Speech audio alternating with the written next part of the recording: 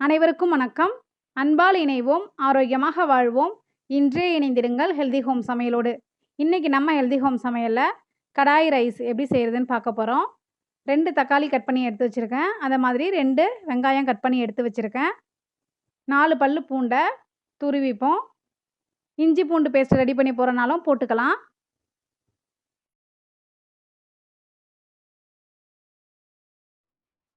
இஞ்சியையும் பூண்டையும் துருவிக்கலாம். இது சாதம் மீந்து போயிடுச்சுன்னா இந்த ரைஸ் செய்யலாம், நல்லாயிருக்கும். டிஃபன் பாக்ஸுக்கு ஃப்ரெஷ்ஷான சாதத்தில் கூட இதை மாதிரி செஞ்சு கொடுக்கலாம். அடுத்தது ஒரு உருளைக்கிழங்க பொடி பொடியாக கட் பண்ணிப்போம். இதுக்கான காய் இவ்வளோ தான் நான் சேர்க்குறேன். விருப்பப்பட்ட காயை நம்ம சேர்த்துக்கலாம். உருளைக்கிழங்கை இந்த சைஸில் கட் பண்ணிப்போம்.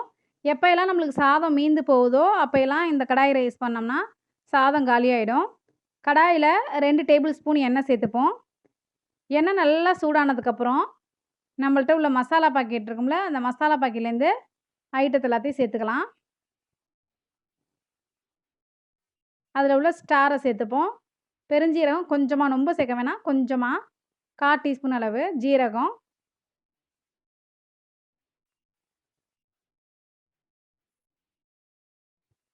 எல்லாம் நல்லா செவக்கணும். நம்மளுக்கு ஒரு சின்ன பீஸ் பட்டை, பிரிஞ்சி இலை சேர்த்துக்கிறோம். அடுத்தது எல்லாம் நல்லா செவந்தோடனே இதில் வந்து வெங்காயத்தை சேர்த்துப்போம்.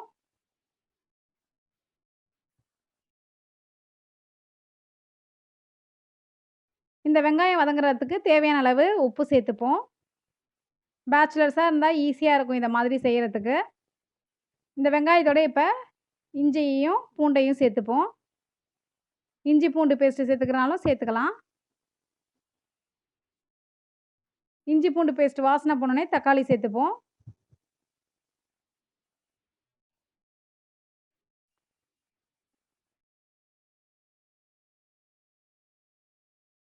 தக்காளி ஒரு 1 மினிட் வதக்கினதுக்கு அப்புறமா நம்ம உருளைக்கிழங்கு சேர்த்து வதக்கிப்போம். லேசாக வதக்கி விட்டுட்டு இதோட நம்ம கரம் மசாலா சேர்த்துக்கலாம். கரம் மசாலாங்கிறது நம்ம ப்ரிஃபரன்ஸ் தான். நம்ம வீட்டில் என்ன மசாலா இருக்கோ அதை சேர்த்துக்கலாம்.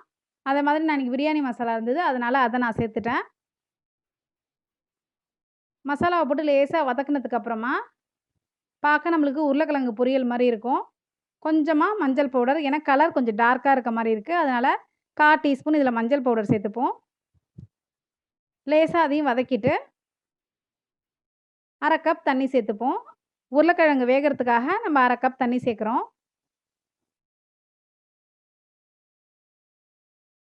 இந்த மசாலுக்கு தேவையான அளவு உப்பு மட்டும் நம்ம சேர்த்துக்கிட்டா போகிறோம். ஏன்னா நிறைய உப்பு போட்டோம்னா, சாதத்துக்கும் சேர்த்து இதில் உப்பு போட்டோம்னா உருளைக்கிழங்கு எல்லா உப்பையும் இழுத்துடும்.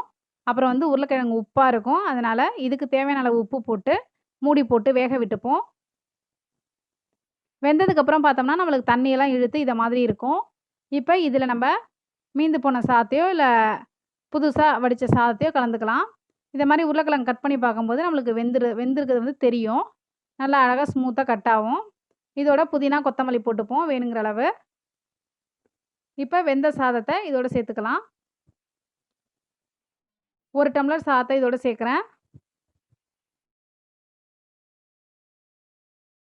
மசாலாவோட சாதத்தை போட்டு நல்லா மிக்ஸ் பண்ணும்போது அடுப்பை வந்து லோ ஃப்ளேமில் வச்சு கிளறிப்போம், இல்லைனா சாதம் ஒட்டிக்கும். இதில் நம்ம நெய் சேர்க்குறனாலும் சேர்த்துக்கலாம். சாதத்தையும் மசாலையும் நம்ம ஒன்றா கலந்தாச்சு. கடாய் ரைஸ் வந்து நம்மளுக்கு ரெடி ஆகிட்டு.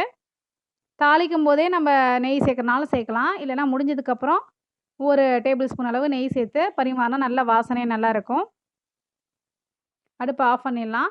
நல்லா சாதமும் சூடேறிட்டு இதை வந்து நான் ஏற்கனவே நம்ம சேனலில் கத்திரிக்காய் ரைத்தா போட்டிருக்கேன். அதோடு சாப்பிடும்போது நல்லாயிருக்கும். நீங்களும் கத்திரிக்காய் ரைத்தாவும் இந்த கடாய் ரைஸையும் ட்ரை பண்ணி பாருங்கள். இன்னொரு வீடியோவில் நான் உங்களை சந்திக்கிறேன். நன்றி.